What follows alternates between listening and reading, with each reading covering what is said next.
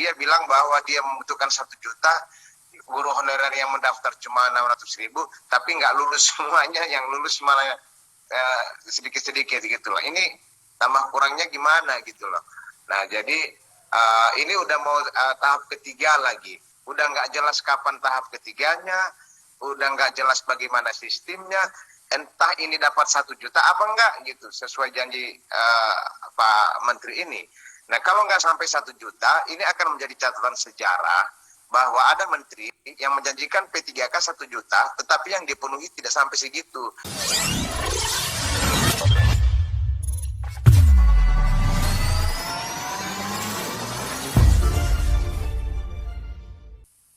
Saya ingin menyampaikan bahwa kami di Gorontalo ini berdiskusi banyak dengan para guru, juga dengan para dosen dan para calon P3K. Ini memang banyak masalah yang sama secara nasional terjadi juga di Gorontalo, Pak Menteri, Mas Menteri. Ini malah menimbulkan isu-isu yang nggak enak buat Mas Mas Nadiem. Nah, jadi mereka bilang bahwa banyak sekali keluhan di bawah itu, bahwa ternyata Menteri Pendidikan ini, kata mereka itu, kita tidak menginginkan begitu, tapi mereka bilang bahwa Menteri Pendidikan kita ini seperti tidak bisa menghitung tambah kurang gitu kan, padahal kan Mas Menteri kita ini adalah orang yang brilian gitu. Dia bilang bahwa dia membutuhkan 1 juta guru honorer yang mendaftar cuma 600.000, tapi nggak lulus semuanya, yang lulus malah sedikit-sedikit gitu loh. Ini tambah kurangnya gimana gitu loh. Nah jadi ini udah mau tahap ketiga lagi, udah nggak jelas kapan tahap ketiganya, udah nggak jelas bagaimana sistemnya, entah ini dapat 1 juta apa enggak gitu sesuai janji Pak Menteri ini. Nah kalau nggak sampai 1 juta, ini akan menjadi catatan sejarah bahwa ada menteri yang menjanjikan P3K 1 juta, tetapi yang dipenuhi tidak sampai segitu. Bapak nanti 999.999 orang saja, apa kurang 1 orang yang Bapak penuhi, maka itu tidak 1 juta namanya. Itu namanya orang akan bilang Bapak sebagai orang yang tidak memenuhi janji atau dianggap berbohong. Kita tidak ingin Pak Nadiem ini dianggap berbohong oleh rakyat, oleh rakyatnya sendiri, oleh orang-orang yang di bidang pendidikan sendiri.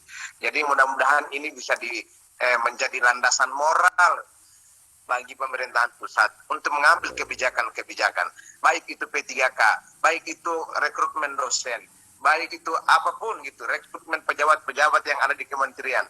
Ini karena apa, saudara-saudara? Ini karena buat kita ini masa depan anak-anak saya ini saya gantungkan sama Pak Menteri Pendidikan RI. Bukan hanya anak-anak saya, anak seluruh bangsa. Jangan dirusak gitu loh. Kalau sampai rusak itu saya akan mengingat ini dan akan menceritakan sampai kapanpun saya akan cerita kepada semua orang bahwa Bapak Menteri yang merusak. Tapi kalau Bapak Menteri yang bagus, maka saya akan menceritakan kepada semua orang bahwa Bapak adalah Menteri yang brilian, yang menciptakan anak-anak kita itu menjadi lebih baik lagi. Terima kasih. Mungkin saya akan jawab pertanyaan yang paling seru tadi, terakhir duluan. Mungkin saya mengulang lagi. Saya akan setuju sama beliau kalau memang kata-katanya itu betul, tapi kebetulan saya tidak pernah pun, tolong cari satu pun video di mana saya menjanjikan 1 juta guru P3K. Tidak ada satu pun ucapan saya selama 2 tahun untuk menjanjikan 1 juta guru P3K. Yang saya janjikan adalah kita punya cukup kapasitas anggaran sampai dengan 1 juta, tapi harus lolos seleksi dan formasi. Itulah yang saya bilang. Jadi saya kira-kira 10 sampai 20 kali saya mengulang bahwa kalau tidak lolos, kalau cuma 20% yang lolos, ya cuma 20% dari 1 juta. Kalau cuma 50% lolos, cuma 50%. Itu dari awal saya mengulang 10 sampai 15 kali. Tolong diingat lagi nanti kalau ada rekaman. Silakan Bapak dari Gorontalo kalau bisa melihat rekaman saya, mungkin belum hadir di rakar-rakar sebelumnya, silakan dipantau dulu. Kedua, ini semua, kenapa semua orang izin lewat pimpinan, izin Pak, bisa Mohon saya maaf. teruskan. Ya. Terima kasih. Oke. Ya, itu informasi bukan dari saya Pak, ya. Itu adalah 1 juta kapasitas, bukan 1 juta target. Tapi kita tentunya akan mencoba sebanyak mungkin untuk bisa lolos formasi. Jadi sekarang semua per isu mengenai yang P3K itu sebenarnya kesimpulannya sangat sederhana. Kalau kita berhasil memperjuangkan guru induk masuk di posisi yang lolos PG tapi belum dapat formasi, dapat dulu formasi, diprioritaskan. Dan kalau misalnya formasi itu kami bisa menentukan formasinya kira-kira 80 atau 90% dari permasalahan yang diutarakan hari ini bisa selesai. Tentunya ada beberapa isu-isu lain seperti sekolah swasta dan lain-lain yang masih perlu dipertimbangkan, dan itulah salah satu kenapa kita prioritaskan dulu guru-guru negeri, guru-guru induk di dalam sekolah negeri. Itu kan akan menyelesaikan sebagai masalah. Tapi tentunya kita tidak boleh menutup kesempatan untuk guru dari luar untuk ingin mencoba masuk. Seperti samanya kita melanggar undang-undang kalau orang-orang non dari luar PNS itu boleh menjadi PNS, ya kan, sama saja aturannya. Untuk yang kedua adalah isu-isu mengenai kebinekaan. Saya mendengar semua masukan di sini, dan ini akan menjadi salah satu fokus kita untuk menyelenggarakan beserta dengan Kemenak dan lain-lain program-program yang akan mendukung mengenai kebinekaan. Dan yang kita maksudkan adalah kebinekaan tunggal ika. Itu yang kebinekaan global adalah itu.